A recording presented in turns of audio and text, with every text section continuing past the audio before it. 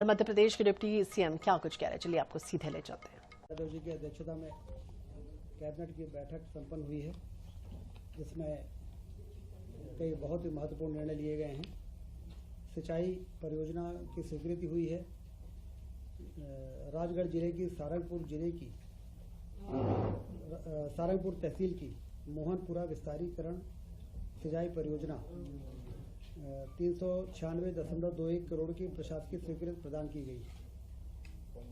खकनार तहसील के 26 गांवों की 11,040 हेक्टेयर भूमि में सिंचाई होगी, जिसमें 10,400 कृषक परिवारों को लाभ होगा।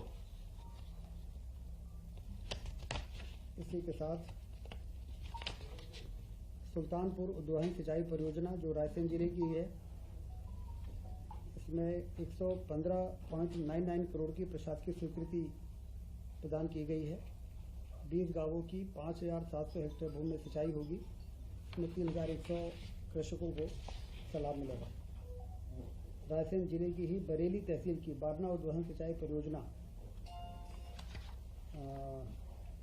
की लागत 386.22 करोड़ की प्रशासकीय स्वीकृति प्रदान की गई है। खगनार तहसील के 36 गांवों की 15,000 हेक्टेयर भूमि में सिंचाई उपलब्ध होगी, जिसमें 6,800 कृषक परिवारों को लाभ मिलेगा। तो कुल मिला के 20,000 किसानों को सीधे इसका लाभ मिलेगा और एक बड़ी तीनों परियोजनाएं मंजूर हुई हैं। आबकारी नीति के निर्धारण हेतु मंत्रिपरिषद समिति के गठन की स्वीकृति कैबिनेट ने दी है।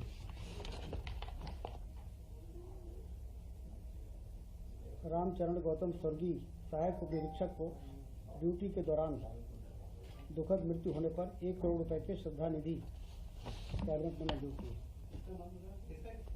स्वर्गीय श्री रामचरण गौतम सहायक उप निरीक्षक ASI थे।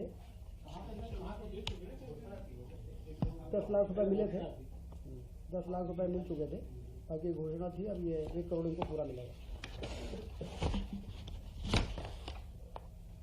सांदीपनी विद्यालय योजना के तहत द्वितीय चरण हेतु 200 सर्व सुविधा संपन्न सांदीपनी विद्यालय की स्थापना की स्वीकृति कैबिनेट ने दी है और इसमें लगभग 3660 करोड़ रुपए व्यय होंगे।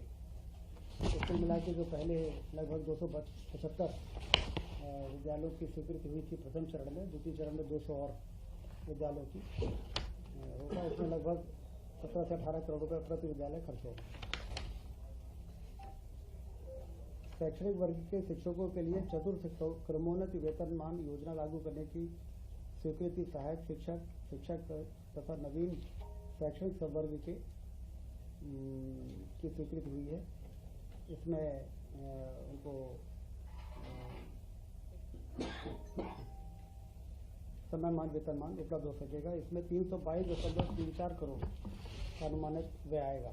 ये शिक्षकों के लिए बहुत ही राहत भरी निर्णय है। ये ग्वालियर व्यापार मेला 2026 एवं उज्जैन विक्रमोत्सव व्यापार मेला 2026 में ऑटोमोबाइल विक्रय कर पर मोटरयान कर में 50% की छूट की स्वीकृति की मंजूरी आज कैबिनेट ने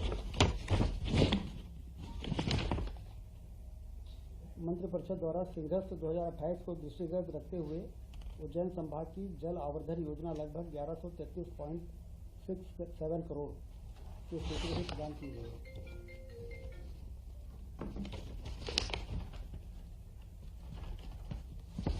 मध्य प्रदेश स्पेस टेक 2026 की स्वीकृति हुई है।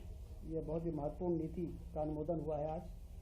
यह नीति उपग्रह निर्माण, भू स्थानीय विश्लेषण एवं डाउन स्ट्रीम अनुप्रयोगों में नवाचार को बढ़ावा देगी। आगामी 5 वर्ष में 1,000 करोड़ का निवेश और लगभग 8,000 का रोजगार सृजन संभावित है। अनुमानित वित्तीय भार 628 करोड़ रुपए।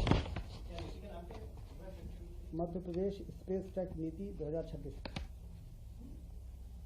Space technology